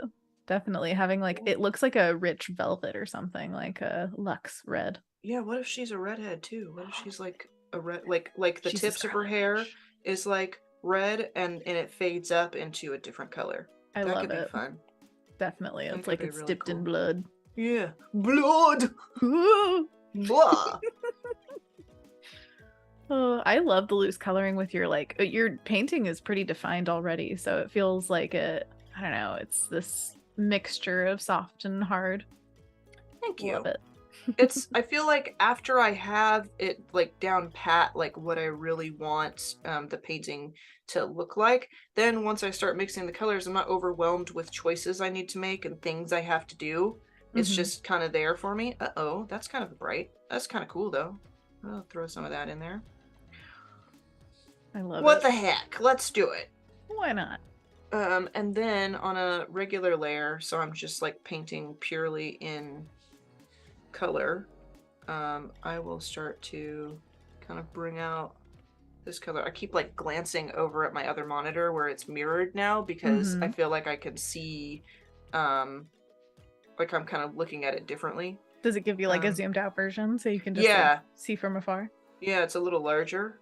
That's a hot tip for anybody. If you need to kind of see it from a different angle, put it on another monitor so that you can see it from afar, or just give yourself some kind of different vantage point. You can also flip your canvas. This might be a disaster because I haven't done this the whole time, but what the heck? Let's go. Let's do it. Risky bisky. It's not so bad, but I have got the dark values over on this side of the eye that I don't have on the other side. So if we place those dark values in and kind of carve it out a little bit, I bet it will look a little more symmetrical. Place it in, carve it out. Yeah. We could be talking about art, or we could be talking about a Martha Stewart episode. I just, like, you said that, and I instantly saw Martha Stewart, like, carving pumpkins. I mean, Thanksgiving is the next holiday coming up. I mean, we're literally currently on Halloween, so I shouldn't skip that far ahead, but I feel like Martha's holiday is Thanksgiving. Yes, that's true. That's true. Although I'm sure she has a lot of stuff for Halloween. I'm sure she does. I bet you. Did you carve any pumpkins this year? I did not, because I did not. I don't have an excuse. I didn't even decorate my yard. To something? Yeah, because something extravagant happened. No, there was a fire at the pumpkin farm. Yeah, I was really busy with like Adobe Max and everything, and so I didn't really do a lot of Halloween preparation. This is my Halloween celebration, honestly. Being able to hang out with Anna, and then I will probably. I was thinking about giving out candy tonight. I was thinking about it, but then on another hand, I was like, I'm gonna want to go to bed, like at 8 o'clock or something, you know, because I feel like I would like to hand out candy to children for 15 minutes and then turn the porch light out, be done, and be finished. Because I'm very extroverted on stream, but I'm very introverted in real life. Your homebody, we've discussed. Yeah, I don't know. That sounds like a lot of talking to people. Saying great costume to children, can't do it. Yeah, can't do it. No, it's all up to you. Whatever you want. You said you were already on a movie kind of marathon, movie kick. So yeah, if you have any more, do you watch Over the Garden Wall on Halloween ever? I don't. No. Do you know it? No.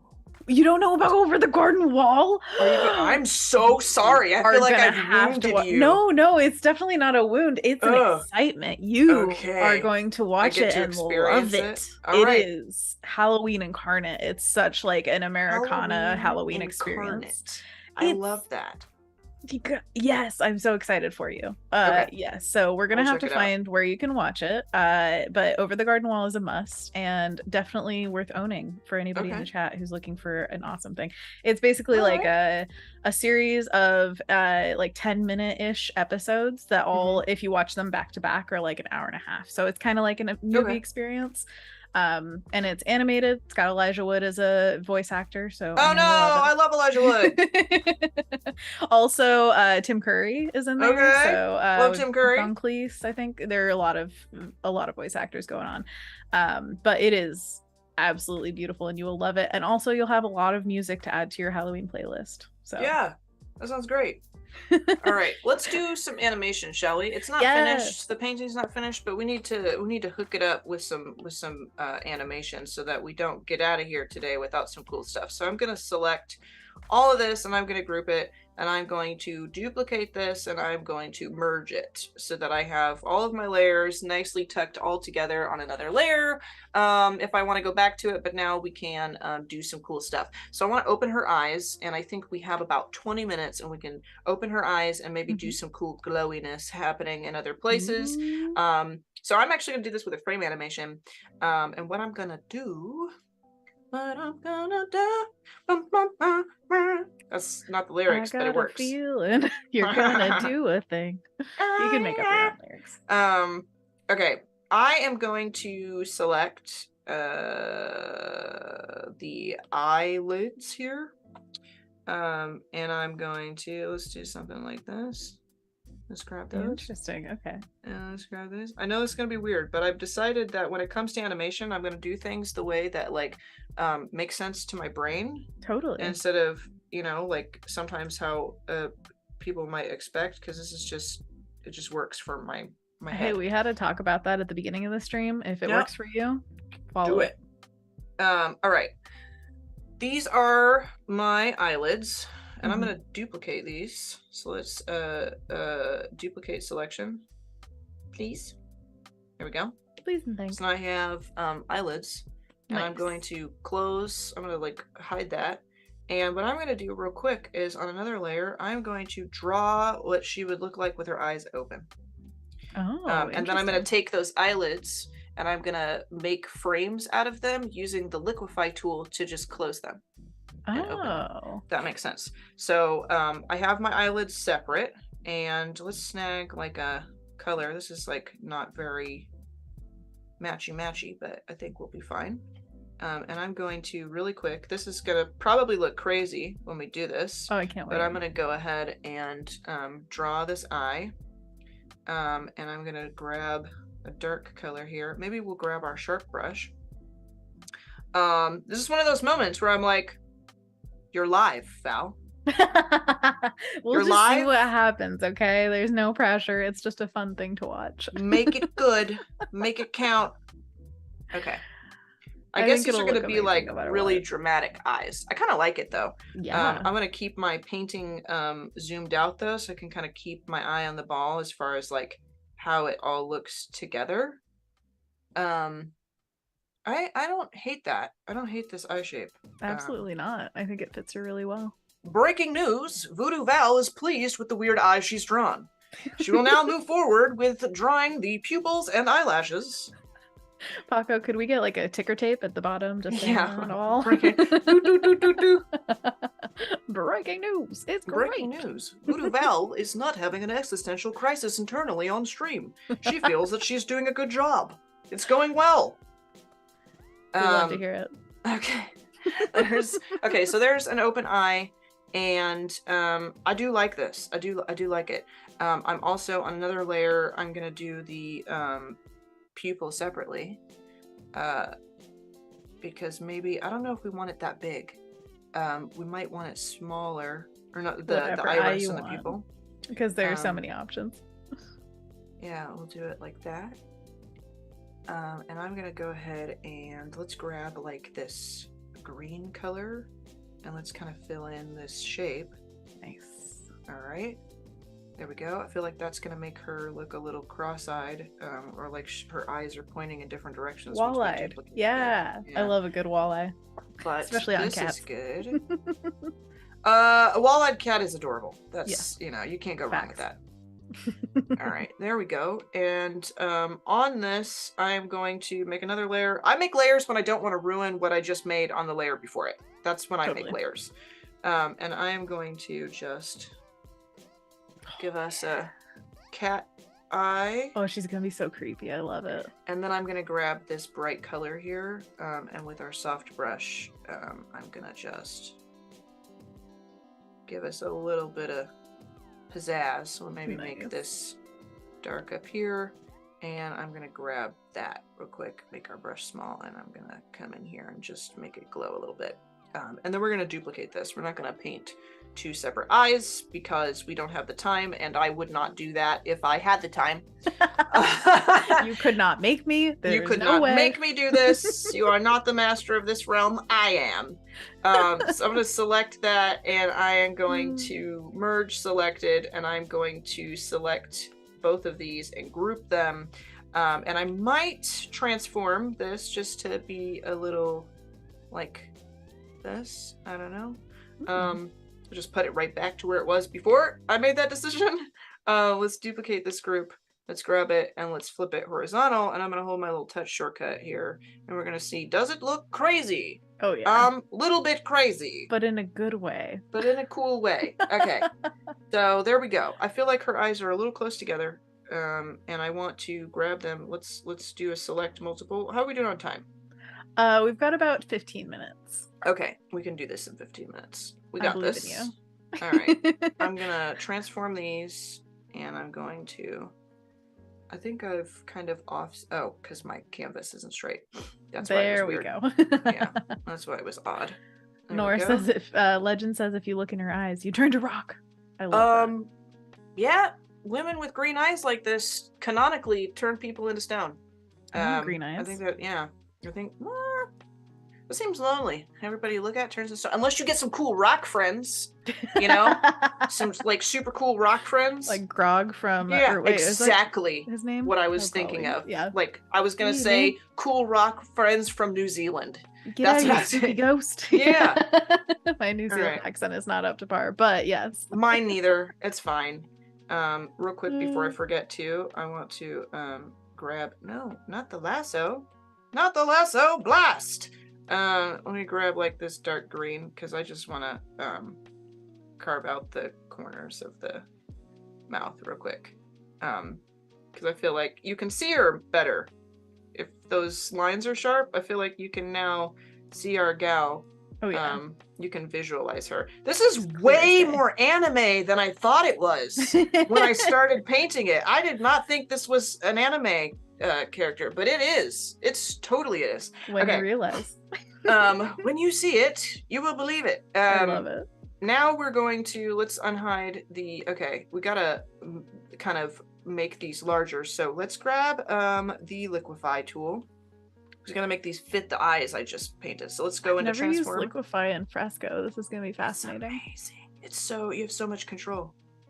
Oh wow, yeah. Yeah. Just shape it, pull those up casually. Like that, and then what I'm gonna do is we are going to, so she's, her eyes are closed. I am going to come into the animation tools, and I'm going to, I'm not gonna make a new frame. I'm gonna click this frame, and I'm gonna duplicate the frame. I'm also gonna come into settings and make sure onion skin is on so I can see the changes that I make. Yes. And where's the animation tool for anybody wondering? In the bottom right hand corner, this little it's like a bunch of dots that like with the above the ruler there in the bottom right hand. Bottom right hand. So now I have that, and I'm going to, with my Liquify tool, I'm going to transform, and I'm going to say frame, not all frames. So just this one frame that I'm on. I'm going to go into Liquify, and I'm going to start to raise it. Just lift those lids. And it might look a little crazy at first, which I'm not, we're just going to try to get through. And what I do is I will do this like a rough draft. And go for it. And then once I'm done like making all the motions the way I know I want to make it, then I will come into the frames and I will clean them up. I love it. Yes. So it's a little crazy. It's a little wild, but it's getting the job done. Oh, definitely. Anna Nelson is also saying, me neither, about the Liquify tool, and says, stairs, new skill. Let's It's get it happening. done. And I'm going to duplicate, and I'm going to transform just the frame, liquefy, and I'm going to keep moving that up. And you can see I do have kind of, if I push that down, I do have kind of a, the onion skin going, so I can see the layer that's underneath it and relative to the rest of the painting, so I can kind of keep my eye on this. And I can tell this is going to be a little bit wonky in some places, but I'm not too worried about it. Let's go ahead and duplicate that. And well, I guess this is a little tedious, you know? This is a speed version of this, I'd say, right? Don't you think it would for be sure. Like... Yeah, so we totally understand the technique and everything, and that you could finagle these into, you know, whatever shape you want them to be, basically. But I love watching this happen. Also, this half-lidded eye, it's working. Yeah. Hey. She's like, hey. She's like, what? Duplicate, transform. It takes a little bit of time, but what I'm also trying to do is, like, as I go through this, I don't want to just like lift it little by little. I want to also start shaping it, you know, so it's going up. But like that halfway mark in the corner of her eye, I want the lid to kind of get stuck there and then push up. Definitely. Okay, and then we'll do one more. Duplicate frame, transform. And then we're going to play it. We're going to see what a disaster we've concocted here. That's always the fun part, right? It's just like, let's see. Boom. What it'll turn out like. That looks like her eyes are open. That looks, you know, and definitely. Then another thing that I need to do is I need to duplicate all of these. So they go down until her eyes are closed, right? And they go through, but now we want them to go back in reverse.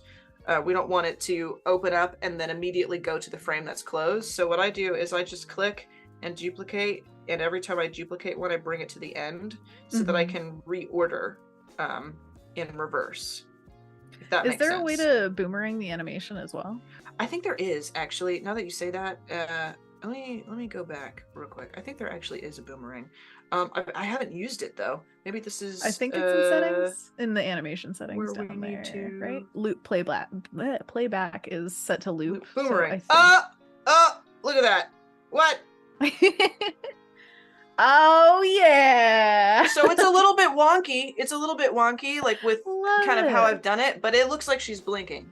Absolutely, and you could hold frames and stuff, and totally how you said for the manual making it go back and forth, you can change up how many frames hold there and give it a little bit more more smoothness. It's it does. I mean, it's kind of odd if you look at it. It looks a little unnatural, but you know, I've kind of created it, and it goes, it blinks and everything, and I can come in and alter the like paint on the frames and make them a little smoother. And I did the same thing with the Nosferatu, which the Nosferatu one is a little more I'm actually going to jump out real quick. The Nosferatu eyes are a little bit more smooth, but I spent time painting each eyelid because that's how I wanted to do it.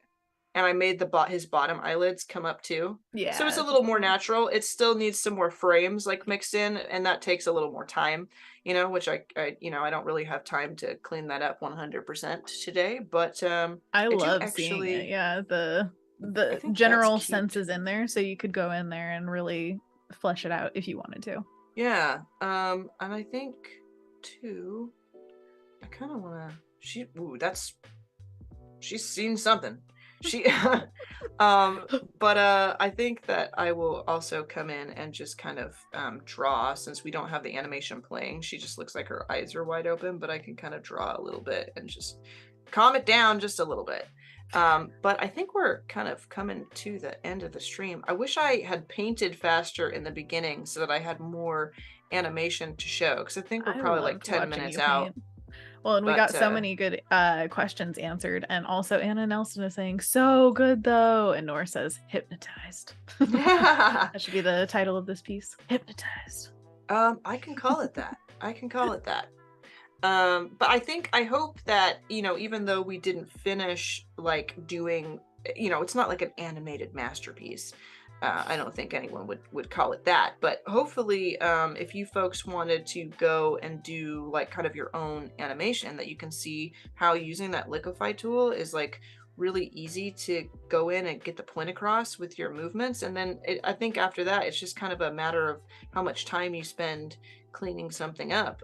But using that Liquify tool really helped me to, I don't feel like I'm painting the frames from scratch, just duplicating and using that. I feel like I have a base there and I don't feel scared, when I go in to try to make the changes to each frame.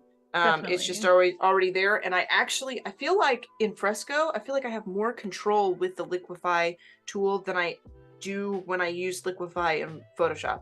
Wow, to be honest, interesting. I do feel that way. And I don't know if there's a serious difference between the two, like how they function in each program. I'm not sure. But I do feel when I use Liquify in Fresco that like I have more control. For sure.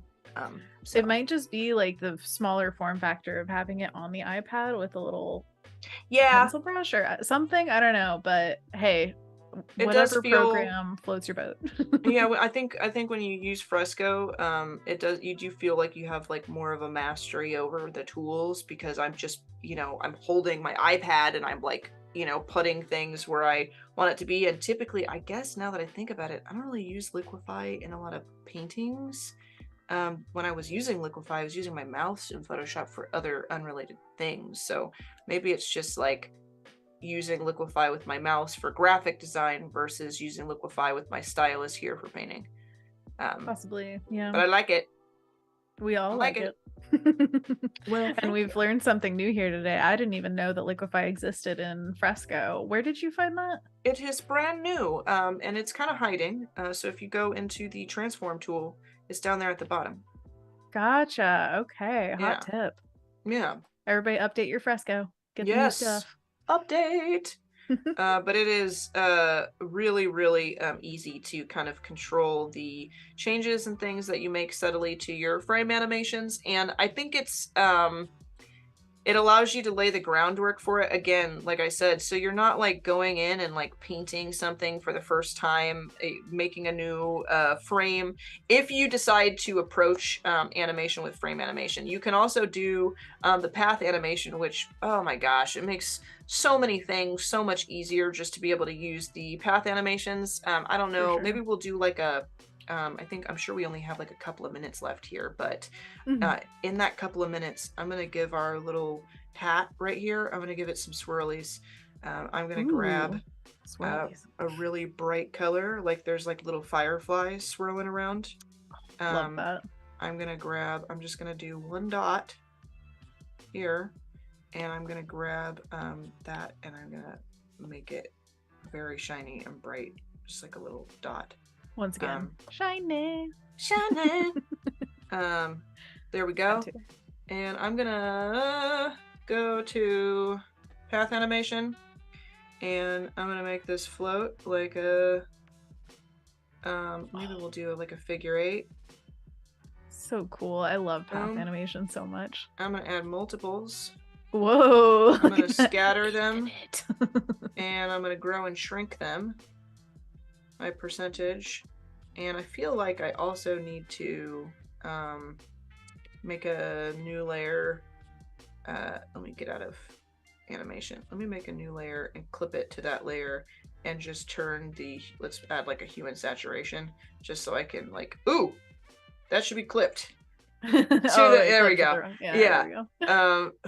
Too much. Let's do something like that. So they're like fireflies. We'll make it like this, and then if we play, it should just add like some little fireflies. I feel like we could do, a lot more stuff, like making them scatter more, or making the grow and shrink happen multiple times. You just like be really crazy. Like there's some little buggies there, and if I had used a softer brush, it would be like more like fuzzy glows rather than split pea soup hovering above her head. But I feel like that's still, you get a lot of really smooth, cool stuff happening. It almost looks like she's looking at them, like, yeah, come on. These things will Stoney's not also leave saying, me alone. yeah, like, they like my hat. But a lot of fun. A lot of fun. Definitely. Thank you so much for making this beautiful piece, Val. I loved watching it just come to life. It's actually amazing to think of where we started. Thank you, I also just want guys. to tell you guys a few quick things before we sign off.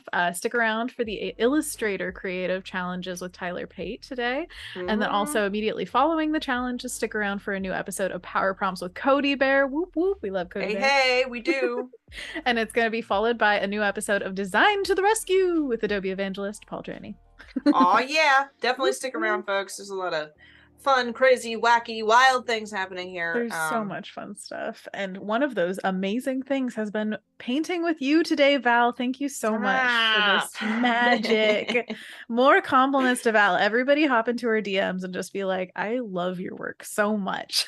You can also message me if you guys kind of test out the animation stuff and run into any issues.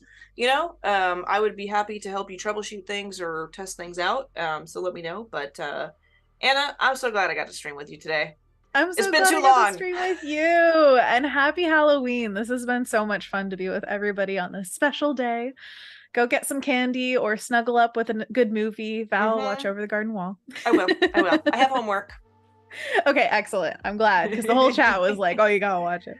But anyways, before we end, is there anything you would like to shout out? Any places you would like people to see? I am going to be posting the finished version of this soon on like Twitter and Instagram. So if you guys want to follow me over there, you guys can see what I eventually did with it, because I definitely want to bring this to like a full finished, like fully painted animation. So yeah, follow me there to see updates on that. And I guess I will see you guys around the bend. That's it. We will. All right, we will see you guys later. Have a good day. Alrighty, bye bye everyone.